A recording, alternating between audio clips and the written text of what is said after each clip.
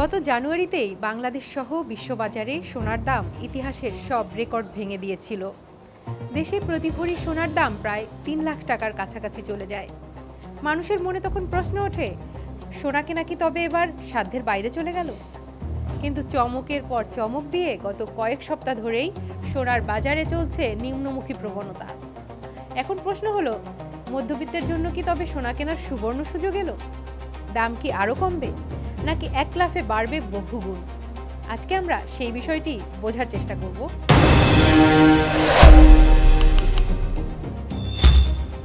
প্রথমে জেনে নেওয়া যাক বাজুসের নির্ধারিত একদম নতুন দামটা ঠিক কত। বর্তমানে ভ্যাট সহ 22 ক্যারেটের এক ভরি সোনার দাম দাঁড়াচ্ছে 2,19,808 টাকা। 21 ক্যারেট প্রতি ভরি 2,09,894 টাকা। 18 ক্যারেট 1,80,267 টাকা। আর সনাতন পদ্ধতির প্রতি ভরি সোনার দাম নির্ধারণ করা হয়েছে 1,47,316 টাকা। 3 লাখ টাকার তুলনায় 2,19,000 টাকা শুনলে মনে হয় অনেকটা কমেছে, তাই না? সত্যিটা আসলে কি? দাম কি আসলেই আরও কমবে? বাজুসের তথ্য অনুযায়ী গত 2 বছরে রেকর্ড ওঠানামার পর প্রায় 91 বার দাম সমন্বয় করা হয়েছে, যার মধ্যে 44 বার বেড়েছে আর 46 বার কমেছে। কিন্তু হঠাৎ এই নিম্নগতির রহস্য কি? অর্থনীতিবিদরা বলছেন এর পেছনে রয়েছে 3টি বড় বৈশ্বিক কারণ। গত ফেব্রুয়ারির শেষ দিকে যুক্তরাষ্ট্র, ইসরায়েল এবং ইরানের মধ্যে যুদ্ধ শুরুর পর থেকেই আন্তর্জাতিক বাজার এক বিশাল চাপে পড়ে। যুদ্ধ শুরুর পর বিশ্ববাজারে তেল ও গ্যাসের সরবরাহ ব্যাহত হয় এবং দাম হু হু করে বেড়ে যায়। এর সরাসরি প্রভাব পড়ে বিশ্বব্যাপী মূল্যস্ফীতির ওপর। বিশেষ করে যুক্তরাষ্ট্রের মতো বড় অর্থনীতির উপর এর চাপ ছিল সবচেয়ে বেশি। সেন্টার ফর পলিসি ডায়ালগ সিপিডির বিশ্লেষণ বলছে, বর্তমানে সোনার দামের ওপর সবচেয়ে বড় প্রভাব ফেলছে মার্কিন ফেডারেল রিজার্ভের সুদের হার। নিয়মটা খুব সহজ, সুদের হার বাড়লে মানুষের কাছে মার্কিন ডলার আর ট্রেজারি বন্ডের চাহিদা বেড়ে যায়। কারণ সোনা কিনে ঘরে রেখে দিলে তো আর মাস শেষে সুদ পাওয়া যায় না। তাই বিনিয়োগকারীরা সোনা ছেড়ে বন্ডের দিকে ঝুঁকে পড়েন। আন্তর্জাতিক বাজারে সোনা ডলারে কেনা হয় বলে ডলারের দাম বাড়লে সোনা এমনিতেই ব্যয়বহুল হয়ে যায়। ফলে বিশ্ববাজারে এর চাহিদাও কমে যায়। আর চাহিদা কমলে দাম তো কমবেই। বাজুসের প্রাইসিং কমিটির চেয়ারম্যান দেওয়ান আমিনুল ইসলাম শাহিন বিবিসি বাংলাকে একটি দারুণ পয়েন্ট উল্লেখ করেছেন। চীনা ব্যাংকগুলো সম্প্রতি একটি নীতিগত সিদ্ধান্ত নিয়েছে।